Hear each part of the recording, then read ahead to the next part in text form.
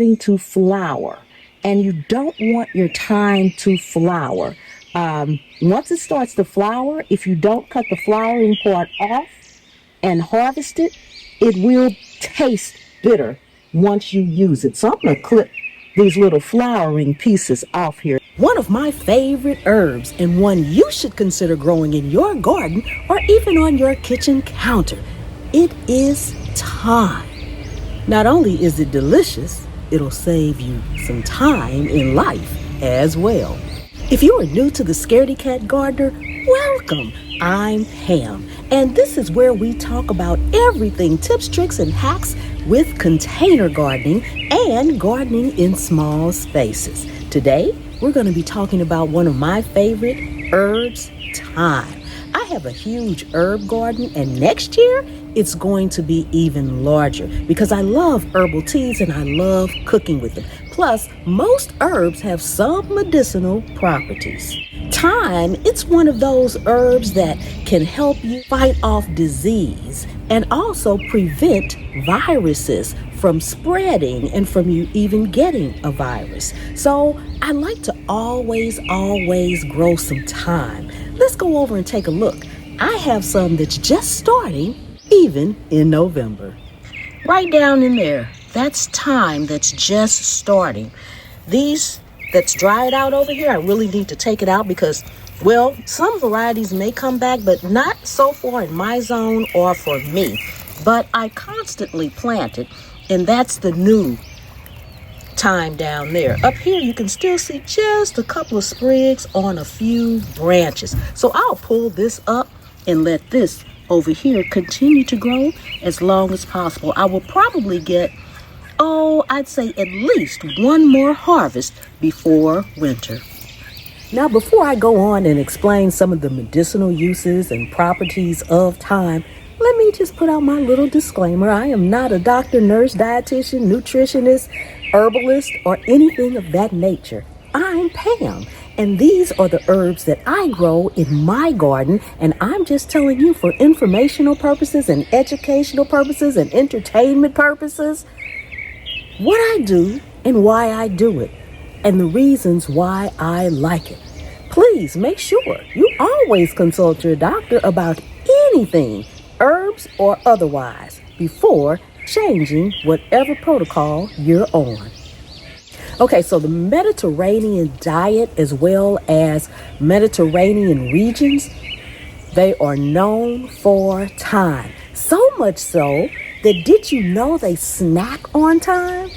Oh my goodness, they snack on thyme. I mean, they just take it and snack on it like we take a bite out of an apple or something.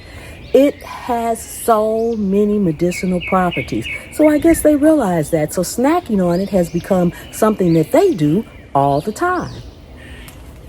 Pun intended. Thyme contains some of the highest concentration of thymol, and that's obtained from the oils that are in the thyme. It has huge benefits as far as being antibacterial as well as anti-inflammatory. And, sometimes you can just have a cup of thyme tea. If you're feeling just a little puffy or something like that, or at least I do, I would just have a cup of tea with thyme in it. And I also like to mix a lot of my herbs together when I'm making tea. Thyme is one of them that I seem to always include. It's also good as an antioxidant. It's good for digestion as well as respiratory health. Your upper respiratory health. It has something called lutein. I hope I'm pronouncing that right, but lutein in it. And it's really rich with lutein. It can help with cognitive problems as well as neurodegenerative diseases. And it can help with cardiovascular health. Things like cholesterol and helping to lower your blood pressure.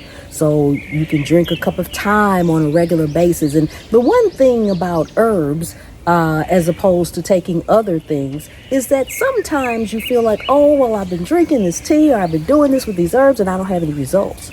Well, that's because it's herbs and it's all natural. It takes time. No pun intended. It takes time. It takes time to build up in your system. But once it's there and it keeps going and you start seeing the amazing results, oh my goodness. Thyme is also known to help with menstrual cycles, soothing cough for your upper respiratory. If you have a bad cough, maybe try drinking some thyme tea, as well as colon issues. It can help calm your colon. And then this one is like the mother of all. Now, this, according to research, which you can look all this up, do your research, as a matter of fact. Don't just take my word for it. Do your own research, because research also has it that thyme, due to the high levels of the lutein, that women that consume it have up to a 40% reduction in ovarian cancer. Okay? That's wonderful. Okay, that is absolutely wonderful. Something as tiny as that you can grow in your garden.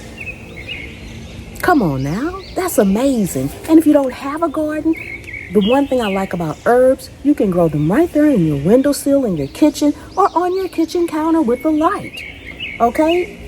Use it in cooking. I use thyme. It's one of my go-to seasonings. As a matter of fact, it's one of the seasonings that's in my Pam's Prep all-purpose seasoning. I'll leave that link down in the description, but it's pamspreps.com. For those of you all who know me from my cooking channel, Cooking at Pam's Place, thyme is one of the herbs that I have in my Pam's Prep all-purpose seasoning, and I am on the way with no salt as well as fiery hot, so be on the lookout for those as well.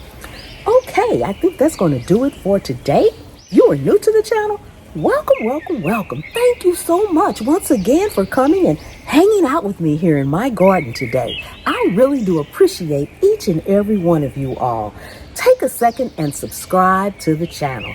Turn on that notification bell so you won't miss anything. For my returning subscribers, thank you so much from the bottom of my heart. I really do appreciate each and every one of you. And for my channel members, thank you so much from the bottom of my heart. And if you are a channel member, please start paying attention to your community posts. I'm getting ready to do a members only live, which I can give more information about the things that will be happening going forward. So check your community posts for members only posts about the members only live. And if you're not a part of the Scaredy Cat crew, what are you waiting on? Come on over and join the fun. Okay, I'm Pam. This is Zone 8A. And anywhere you can sit a pot, you can grow a plant.